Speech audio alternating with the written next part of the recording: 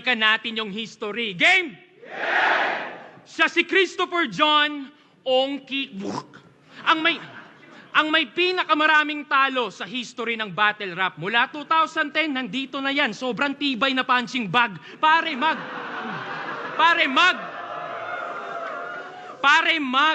13-1 na ako. Kung susumahin lahat sa aking standing, Brad, inahamon mo pa yung Glock. Isa tirador lang nga, nasa baba ka pa ng ranking. Ipano pa kaya sa may mga higher rank? Ambot sa imo. Correct, no? Kasi pag niline up mo yung mga rapper dito, base sa standing, andito si Mot, tas ako, si Sheyi, basta ando doon. Tas sasabihin nyo lamang sa experience, talaga? Kailan pa kinalamang yung may pinakamaraming talo sa kasaysayan, tangina ka? Di ba? Ang corny mo, min. Biruin nyo ha, pagtapos niya mag-champion, yung standing 6-14 pa din. Tangina.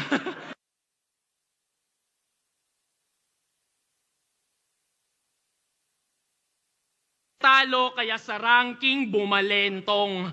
You got clapped and clapped and clapped, pero yung standing walang ovation. Tandaan nyo, 2-2?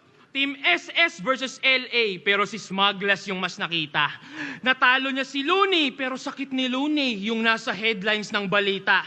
Parte ka ng classic moments, oo. Pero bilang sidekick lang iha, classic story ng isang naging villain kasi di siya bumida. Kaya hindi ka kontrabida. Ikay kontra lang sa mga tinuturi nilang bida.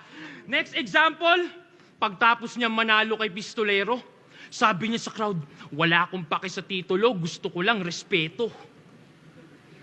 Tanginang villain to, imo.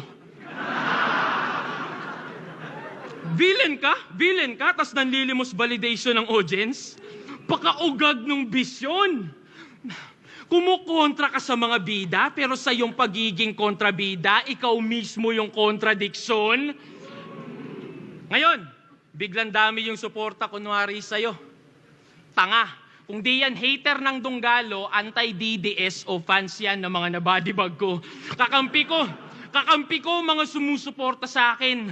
Kakampi mo lang mga kalaban ko. Kung matalino ka, alam mo yung pagkakaiba nito na bilang lang yung umaasa na manalo ka pero mas maraming umaasa na sana'y matalo ako. Wala kang... Real talk!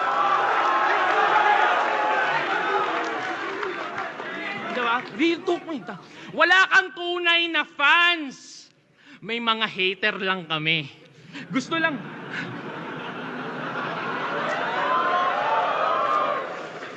nilang banatan mo yung Dunggalo, DDS, ganun lang kasimple. Para ma-feed mo yung satisfaction nila ng matindi pero wala silang pake kung manalo ka o hindi. Basta, okay yan si Sheyi kahit walang bars, basta masakit magsalita.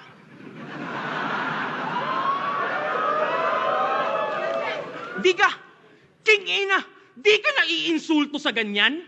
Hindi mo ba ramdam na yan ay kanilang paraan para punahin kakulangan mo pagdating sa sulatan? Di ba? Para magka-hype, idadamay ko yan sila Andrew pamilya ni Sixth Street, para pangalan ko umugong naman. Pare, you don't want no smoke. Ang gusto mo, umusok ka lang.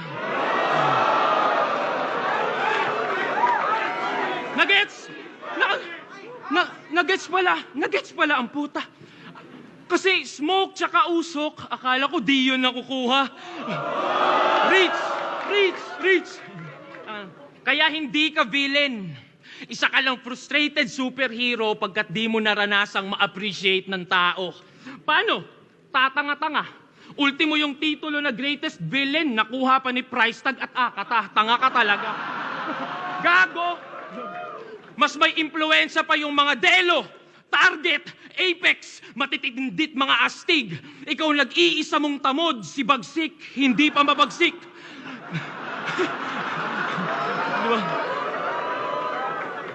Kaya bilang veterano na lang yung respeto, namin sa iyo. Pero nanalo after 8 years. Tol, isipin mo diferensya nito.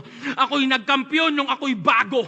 Ultimo veterano dinaig ko. Habang nagkampiyon ka lang nung nag-alisan na kakumpetisyon mo.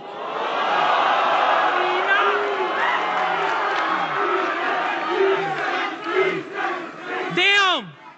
Damn, son! Sakalang lumakas nung humina ng mga dating greats dyan. That's what separates the loonies, the mots, kaming mga consistent yaman. Isang umaasang gagaling ako one day sa magagaling since day one.